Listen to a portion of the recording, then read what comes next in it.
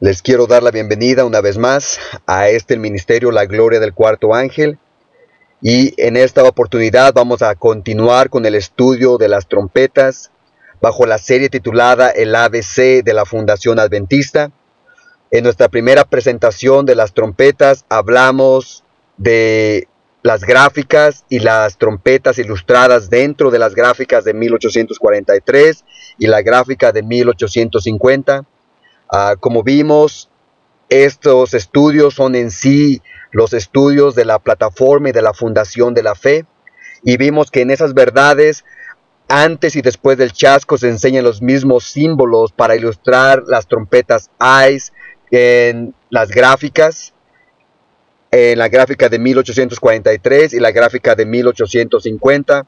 Vemos que Dios nos da dos testimonios enseñándonos claramente que esas verdades no se tenían que cambiar, ya que como estoy enseñando, como lo estoy mencionando, en las ambas gráficas se ven los mismos símbolos.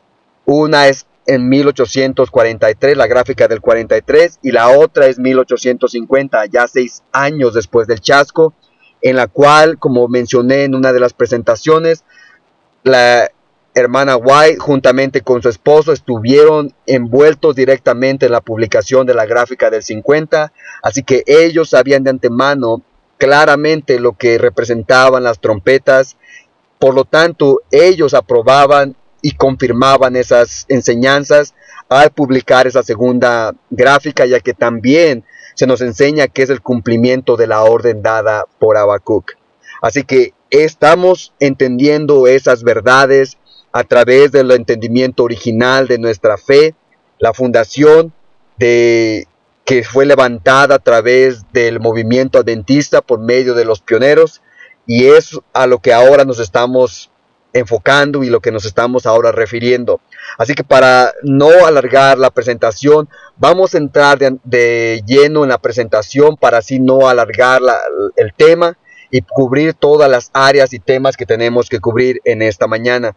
Así que estamos cubriendo las trompetas del libro de Apocalipsis, y vamos a ir al principio para poder entender lo que representan las trompetas y ver cómo es de que los pioneros entendían lo que representaban esas trompetas. Así que esta presentación es las 7 trompetas, y esta es la caída de Roma.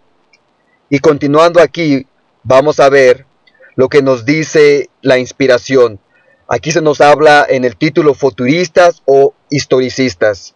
Para los que no sepan, la manera de que la iglesia adventista fue levantada, o la manera que la iglesia adventista utiliza los métodos de interpretación, nosotros somos historicistas por excelencia. Nosotros no somos futuristas ni preteristas. Esas dos escuelas de interpretación que hoy se enseñan en el mundo evangélico o en el mundo protestante, que ya no es ni protestante porque ya se ha unido a Roma, a la ramera.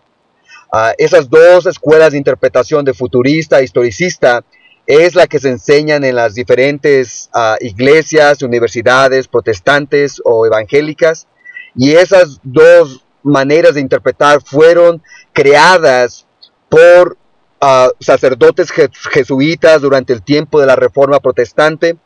La razón es porque todos los protestantes estaban apuntando a Roma como el anticristo de la profecía, y por eso esas escuelas o estas maneras de interpretarse fueron levantadas o fueron creadas por estos sacerdotes, ya que de esa manera iban a distraer y hacer que la gente dejara de creer lo que los reformadores estaban enseñando. Y hoy en día, desafortunadamente y tristemente, es lo que hoy se enseña. El preterismo enseña que las profecías se cumplieron en algún tiempo en el pasado. Eso es lo que significa el preterismo. Y el futurismo es de que las profecías se van a cumplir en algún tiempo en el futuro. Así que no deja margen para que la historia en el presente. Ese es el punto principal de lo que ellos estaban haciendo.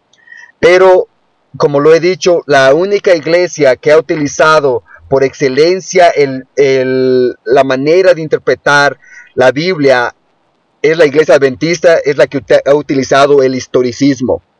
Y no es algo que se ha inventado nada más, sino que claramente en la Escritura está dado por Dios mismo, ya que en el libro de Apocalipsis, en el capítulo 1, cuando Jesucristo le habla a Juan, le dice que escriba las cosas que fueron, las que son y las que han de ser, enseñando claramente que Jesús enseña que la manera de enseñar la profecía es enseñando la historia del pasado, del presente y lo del futuro. Eso es la manera correcta de interpretarlo. Las otras dos, como he dicho, son artimañas satánicas, ya que fueron creadas por el engaño satánico de Satanás a través de estos sacerdotes jesuitas durante el surgimiento de la Reforma Protestante. Y para eso también tenemos unos documentos que enseñan sobre esto en la plataforma, sí, pero especialmente en la página de internet que tenemos de la Gloria del Cuarto Ángel. Ahí hay un documento que habla de las interpretaciones proféticas. Ese ahí les habla de esa historia para que ustedes la puedan ver y puedan así combatir y claramente enseñar a nuestros hermanos las verdades originales y cómo tenemos que entender la Biblia. Así que ahora entremos ya para ver lo que nos dice la inspiración acerca del futurista o historicista, sobre cuál nos basamos. Dice: la amonestación se nos ha dado. No tenemos que dejar que nada destruya la fundación de la fe sobre la cual hemos edificado desde que el mensaje se dio en 1842, 1843 y 1844. Esos mensajes están dentro de la gráfica de 1843. Ahí están todos estos mensajes que está hablando aquí. Dice: he estado en este mensaje y desde entonces he estado firme delante del mundo, fiel en la luz que Dios nos ha dado. Nosotros no proponemos que tenemos que bajar nuestros pies de la plataforma sobre la cual fueron puestos nuestros pies al buscar al Señor día tras día, con oración sincera, pidiendo por más luz. ¿Creen que estoy dispuesta a abandonar la luz que Dios me ha dado? Tiene que ser como la roca de la eternidad, tiene que ser como Cristo, ya que Cristo es la roca de la eternidad. Dice: esta luz, esta verdad, esta plataforma me ha guiado desde que fue dada. Revista y Heraldo, abril 14 de 1903, el párrafo 35. Así que aquí vemos que ella menciona que esta es la verdad y que en esa verdad habían construido.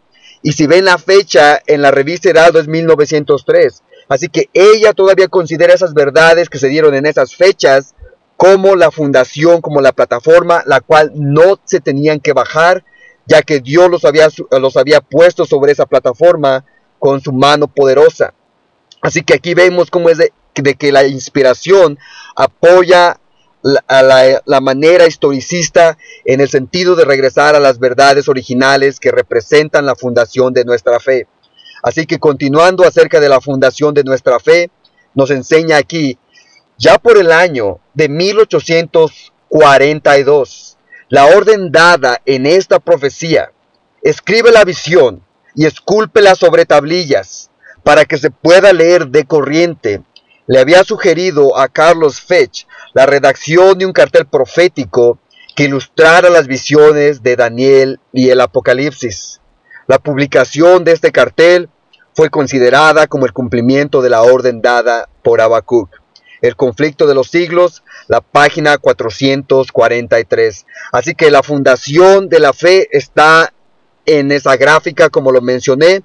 Ahí están las verdades que tenemos que enseñar al mundo, las verdades de las profecías de Daniel y del Apocalipsis. Esto es en sí la fundación de nuestra fe. No hay vuelta de hoja para aquellos que quieran debatir o que quieran argumentar en contra de este mensaje. La inspiración claramente nos enseña que esta es el cumplimiento de la orden dada por Habacuc, lo cual es la orden dada por Dios directamente. Así que esto es las verdades que Dios le enseñó a su iglesia y que tenemos ahora que enseñar a través de predicaciones, a través de periódicos, a través de todo lo que hagamos.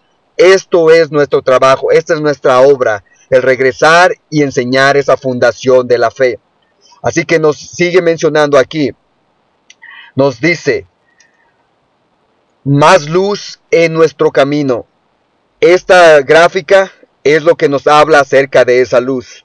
Dice, al libro de Daniel se le quita el sello en la revelación que se le hace a Juan o en el Apocalipsis, lo cual nos permite avanzar hasta las últimas escenas de la historia de este mundo.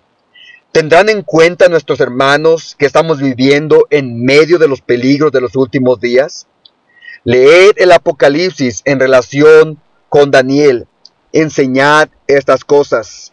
Testimonios para los ministros, la página 115 y 116. Así que esta luz que nos habla aquí son las verdades que están ilustradas dentro de la gráfica, ya que en la gráfica están las verdades o las profecías de Daniel y las del Apocalipsis. Y estas verdades son las que nos enseñan los eventos finales al fin del tiempo. Y se nos enseña que porque estamos viviendo en los peligros de los últimos días, tenemos que enseñar estas cosas. Tenemos que dejar de predicar el evangelio barato que se ha contagiado de parte de las iglesias protestantes, donde nos habla de que tenemos que simplemente hablar de Jesús, que tenemos que no somos cristocéntricos. Nada está más allá de la verdad, ya que la gráfica enseña a Jesús en el mismo centro, y las verdades que se enseñan ahí enseñan la relación estrecha con Jesucristo, ya que Jesús es el camino, es la verdad y es la vida.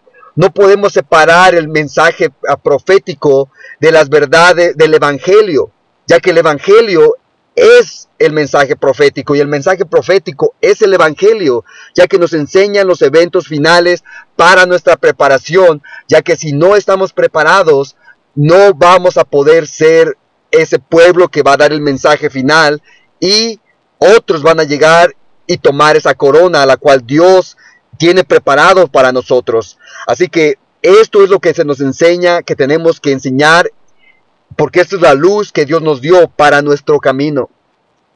Se nos dice también, más luz en nuestro camino. Continuando esto, dice, en mayo de 1842, se reunió una conferencia general en la ciudad de Boston, Massachusetts. Al comienzo de esta reunión, el Charles Fitch y Apollos Hale de Haverhill presentaron la ilustración pictórica de las profecías de Daniel y el Apocalipsis, las cuales las habían ilustrado en una manta, con las fechas proféticas enseñando su cumplimiento. Aquí había más luz en nuestro camino. Dice, estos hermanos estaban haciendo lo que el Señor le había mostrado a Habacuc en su visión 2468 años antes, cuando le dijo, escribe la visión y declárala en tablas para que corra el que leyera en ella, aunque la visión tardará aún por un tiempo. Eso está en la autobiografía de José Bates, el año 1868, la página 262. Así que a esta gráfica, a esas verdades que componen la gráfica, aquí a esto le llama que es más luz en nuestro camino. Y la palabra de Dios es clara cuando dice que lámpara es para mis pies tu palabra y lumbrera a mi camino. Y lo que está ahí son las verdades que nos iluminan el camino hacia la ciudad de Dios, la que nos ilumina el camino hacia Jesucristo, para así poder llegar a Él y no ser confundidos por los diferentes vientos de doctrina que han estado soplando en nuestra iglesia. No sé si se dan cuenta, pero la iglesia adventista es la única que tiene todos esos vientos de doctrina, ya que es aquí donde los esfuerzos de Satanás se han concentrado sin lugar a dudas desde su surgimiento, ya que esta es la iglesia original, y lo que Satanás ha querido es destruir las verdades, todo lo que nos hace ese pueblo especial. Pero el regresar a las sendas originales, a esa luz que nos habla aquí, esa luz de nuestro camino, es regresar para así poder regresar y tener ese descanso para nuestras almas, y esa luz que nosotros tenemos también que dar al mundo a través de estos mensajes que estamos aquí enseñando. Pero también al seguir esto, o estas citas, dice, he visto que el diagrama de 1843 fue dirigido por la mano del Señor y que no debe ser alterado, que las cifras eran como Él las quería, que su mano cubrió y ocultó una equivocación en algunas de las cifras, para que nadie pudiese verla hasta que la mano de Dios se apartase. Primeros Escritos, la página 74. Así que vemos que nos habla de que esta diagrama o esta gráfica fue dirigida por la mano del Señor, y que había una equivocación en algunas de las cifras, hablando del año de 1843, que en realidad alcanzaba 1844, como lo habíamos mencionado en alguna de las presentaciones. Así que ahí se apartó la mano de Dios, y como vemos en la gráfica del 50, de 1850, ahí se ve corregido ese error en las cifras, donde ya llega a 1844, y se corrigió ese error. Así que ahí se apartó esa mano de Dios, pero vemos que las mismas verdades, los mismos símbolos, la estatua, los animales, a las bestias, los caballos, el dragón, todo lo demás está dentro de la gráfica nueva, ya que Dios lo único que corrigió fue ese error en las cifras de 1843 al año 1844, como realmente tenía que ser. Así que esto aquí es lo que nos enseña que es más luz a nuestro camino, y esto es el cumplimiento de la orden dada por Habacuc, y esto es algo que Dios dirigió con su propia mano. Así que vamos a ver, y ahora vamos a entrar de lleno para ver qué significan las trompetas a través de la Biblia, a través de la profecía, para poder entender y darle la correcta interpretación. Queremos que la Biblia nos enseñe directamente qué es lo que representa una trompeta. La Biblia misma, como lo hemos mencionado, es su propio diccionario. No tenemos que agregarle ni quitarle, sino tenemos que dejar que la misma Biblia nos enseñe lo que es la verdad, ya que es ahí donde tenemos toda nuestra fe y nuestra doctrina. Así que aquí nos dice trompetas de guerra. Veamos lo que nos dice en la Biblia acerca de lo que representa una trompeta. En Jeremías 4:19 nos dice: mis entrañas, me duelen las fibras de mi corazón se agita dentro de mí. No callaré, porque sonido de trompeta has oído, oh alma mía, pregón de guerra. Así que ahí vemos que una trompeta está asociada con la guerra en Jeremías 4:19. Pero ahora veamos en Ezequiel 7:14, y nos dice: tocarán trompeta y prepararán todas las cosas, y no habrá quien vaya a la batalla, porque mi ira está sobre toda la multitud. Ezequiel 7:14. Así que ahí también vemos que una trompeta está asociado con batallas o con la batalla. Ahora veamos otro tercer testimonio en el Nuevo Testamento para comprobar que la trompeta es lo que esto representa. Dice: y si la trompeta diere sonido incierto, ¿quién se preparará para la batalla? Primera de Corintios 14:8. Así que ahí Pablo nos enseña que el sonido de trompeta o la trompeta representa batallas o representa también guerras, como se ve a través de estos testimonios directamente de la Biblia.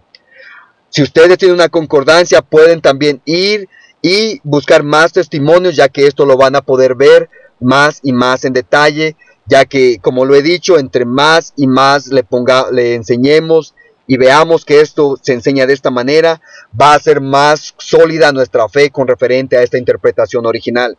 Pero ahora veamos lo que nos enseñan los pioneros acerca de las trompetas y cómo ellos las entendían. Veamos lo que nos dice el fundador del mensaje adventista. Dice: el sonar de las trompetas. Y nos dice: en la escritura profética, el sonar de las trompetas es siempre utilizado para mostrar la caída de un imperio, nación o un lugar o una terrible batalla, la cual puede decidir la existencia de un imperio, nación o lugares. Dice: en la caída de Jericó, la trompeta fue el instrumento en las manos de los sacerdotes del poderoso Dios de Jacob, que causó el derrumbe de sus muros, destruyó la ciudad, y una maldición fue pronunciada en contra del hombre que se atreviera a edificar sus muros nuevamente.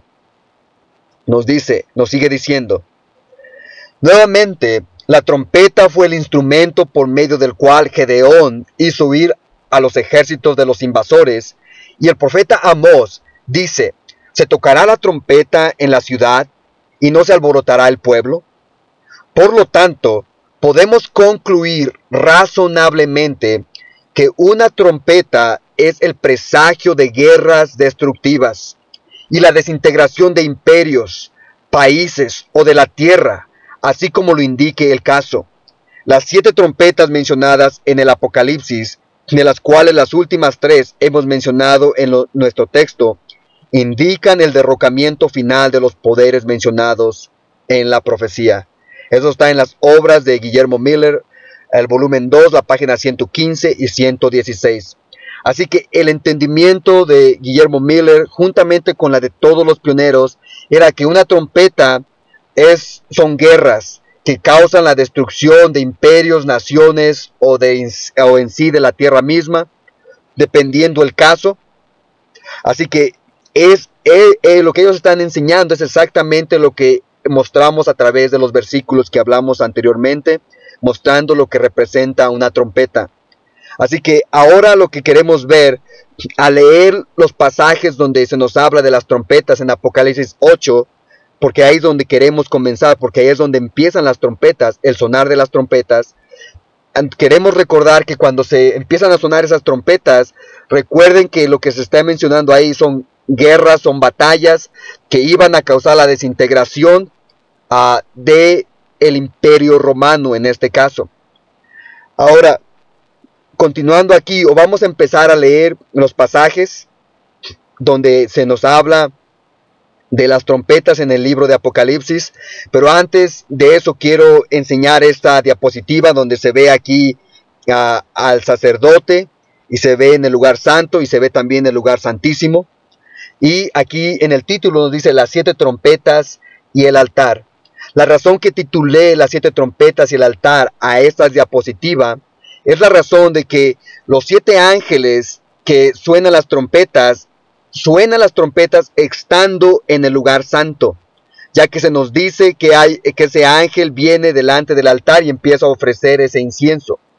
Así que la razón que lo menciono es porque dentro de la iglesia han entrado diferentes enseñanzas falsas, aún dentro de los más altos rangos de la iglesia, tanto la iglesia corporativa como lo que son los ministerios independientes, donde enseñan que las trompetas tienen que ser o tienen que cumplirse en algún tiempo futuro, después de 1844. Muchos lo enseñan que esas también representan las copas de la ira de Dios o otro tipo de castigos que Dios iba a mandar.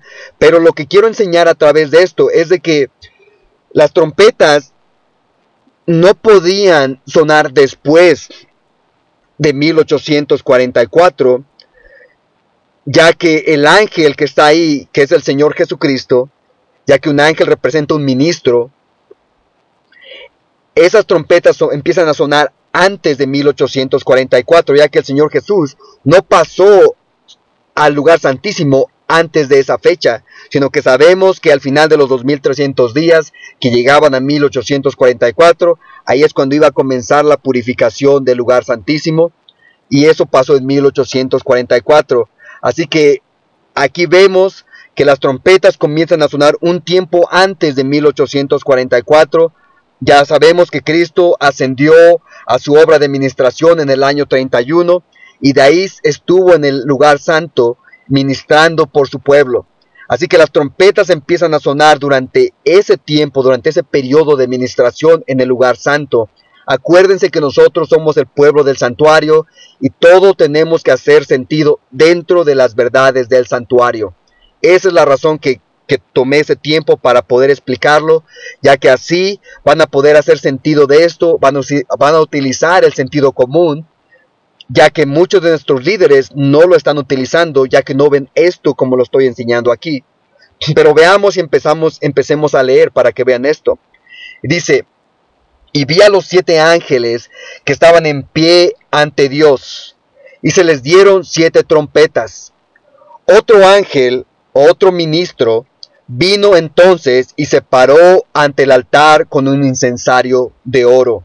Y ese ángel es el Señor Jesucristo, ya que Él es el que ofrece ese incienso en ese altar de oro.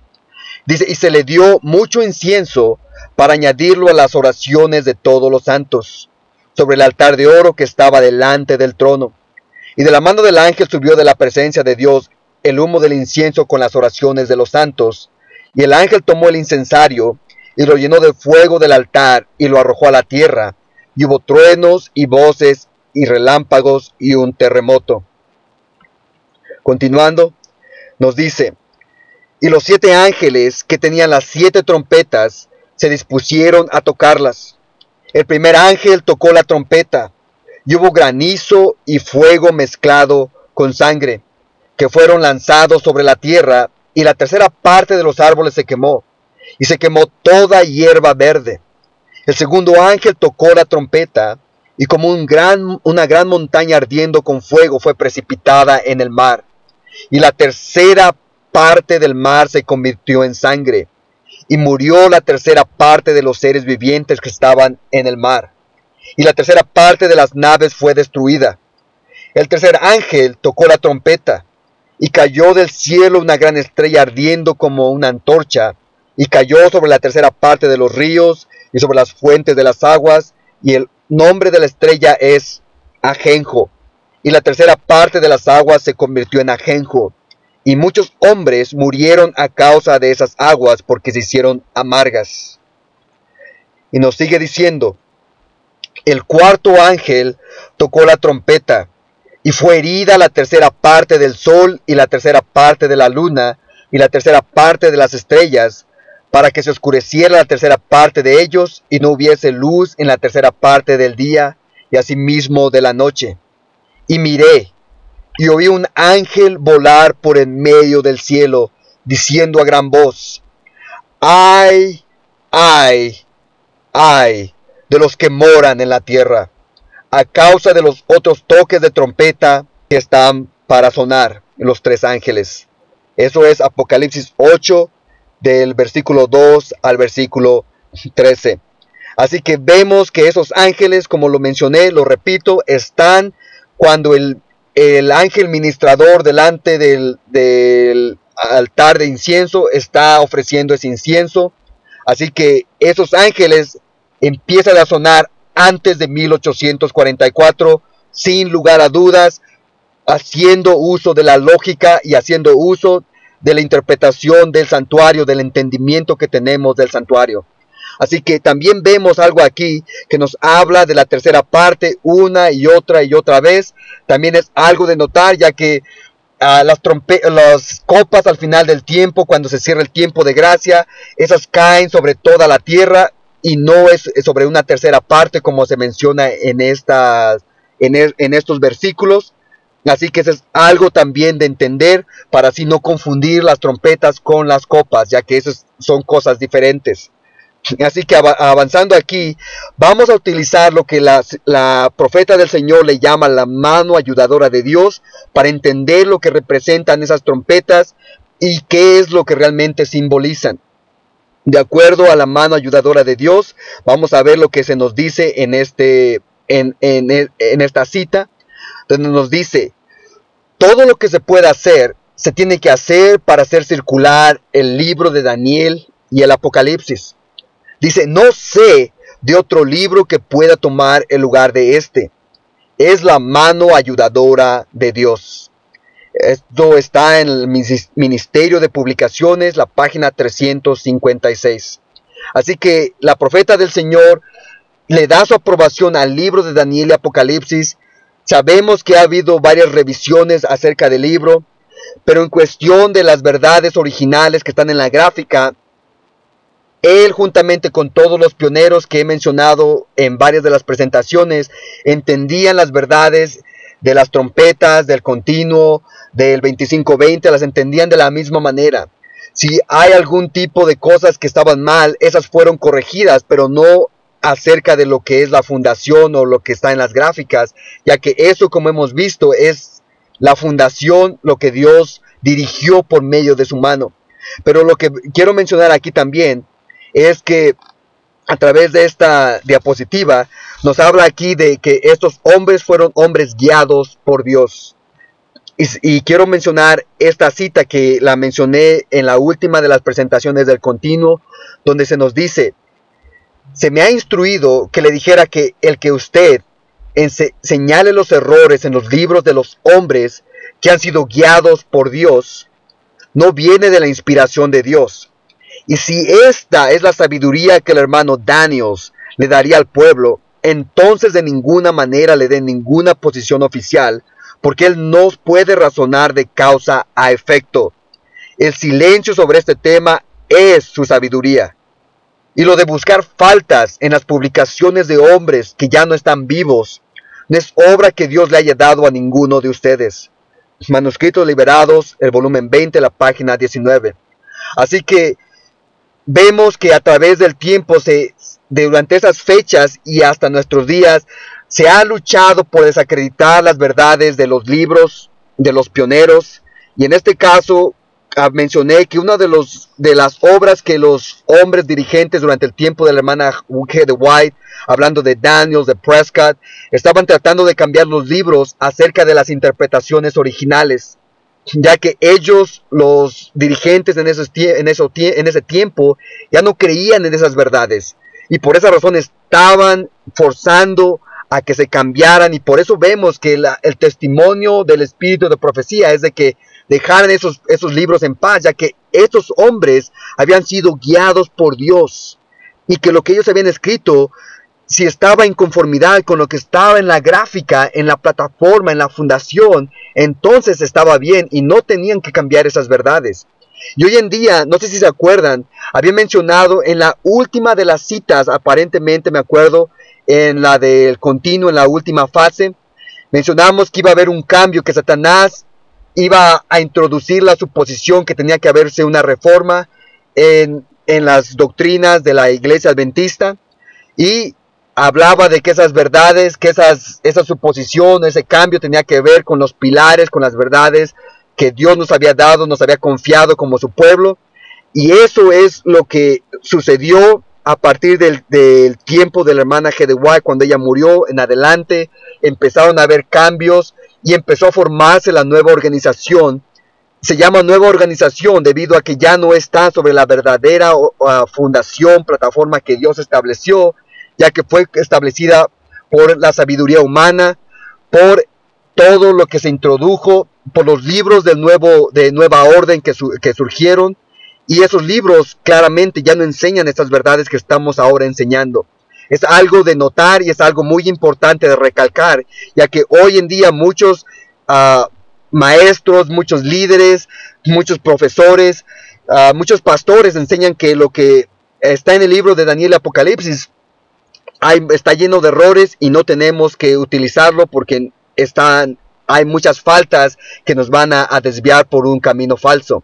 Así que lo menciono por la razón de que es importante entender esto, ya que es exactamente lo que Satanás quería introducir, engañarnos y hacernos creer que estos hombres habían cometido errores y que tenían que descartarse esas verdades, ya que ellos estaban equivocados y no eran hombres titulados, hombres con doctorados y cosas por el estilo que hoy en día se argumentan de acuerdo a las nuevas interpretaciones.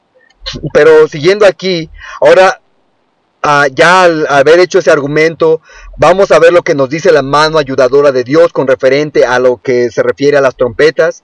Y nos dice: el imperio romano, después de Constantino el Grande, se dividió en 3 partes.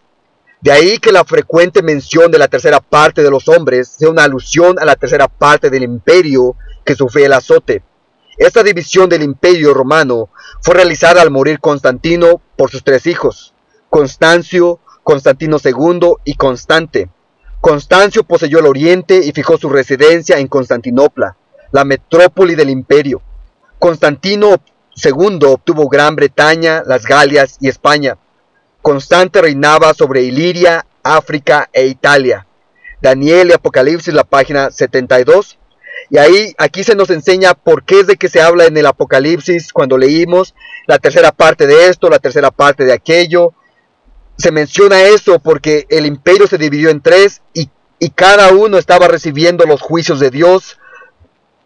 Dependiendo dónde estaba cayendo ese juicio, es por eso que se habla la tercera parte y se menciona esa tercera parte una y otra vez.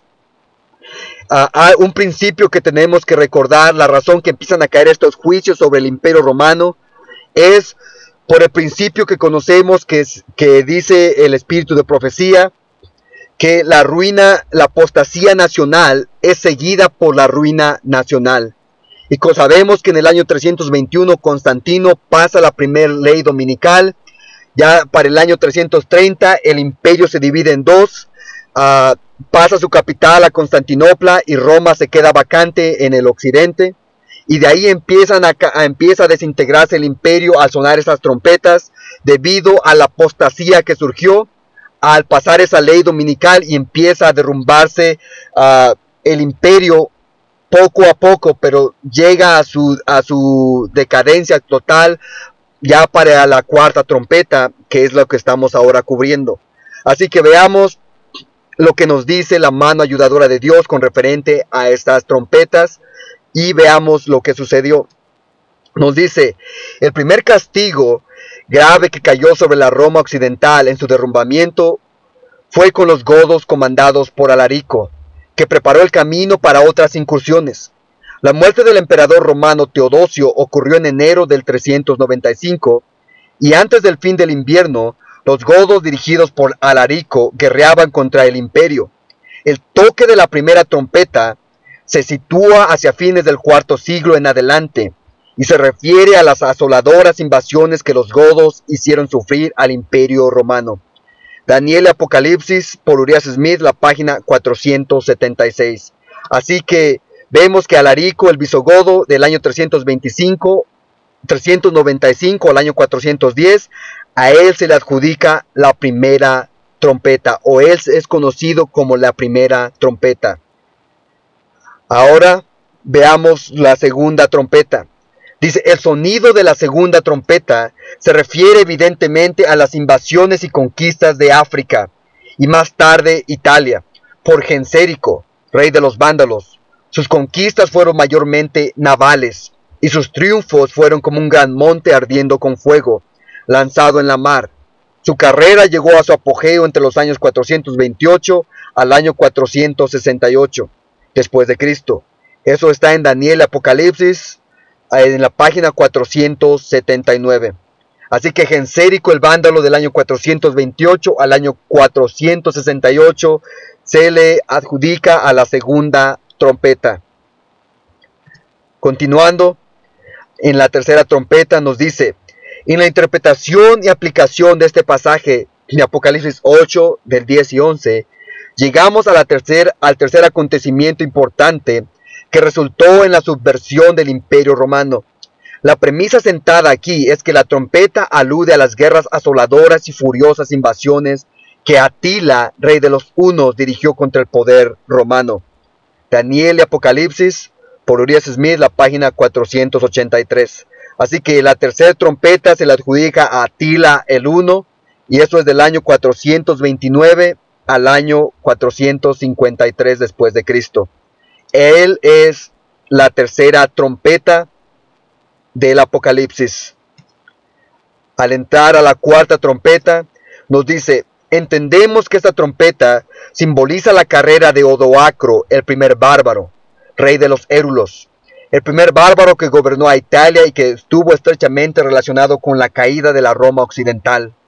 Los símbolos del sol, la luna, las estrellas, porque sin duda aquí se usan como símbolos, denotan evidentemente las grandes luminarias del gobierno romano, sus emperadores, senadores y cónsules.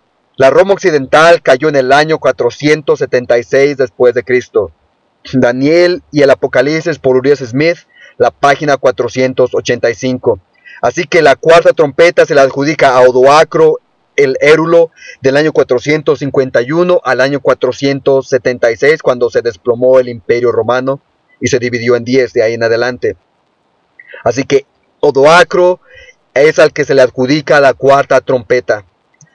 Esto aquí ha sido las 7 trompetas, la primera parte, con la caída de Roma, mostradas a través de las primeras 4 trompetas que causaron el derrumbamiento de Roma y dividieron al imperio, y de ahí en adelante es cuando empieza a surgir, como sabemos, el cuerno pequeño que nos habla en el libro de Daniel y como nos enseña también en el libro de Apocalipsis. Esto ha sido las 7 trompetas, la caída de Roma, y esto ha sido las 7 trompetas nuevamente en su parte B, en las gráficas de 1843 y la gráfica de 1850. Les deseamos grandes bendiciones nuevamente y esperamos que a través de este tema, de este estudio, hayan podido ustedes entender más claramente las verdades con referente a las trompetas ilustradas en las gráficas de 1843 y la gráfica de 1850. Les deseamos grandes bendiciones y esperamos que estén estudiando y esforzándose en entender las verdades que Dios nos ha confiado para estos últimos tiempos. Les deseamos bendiciones de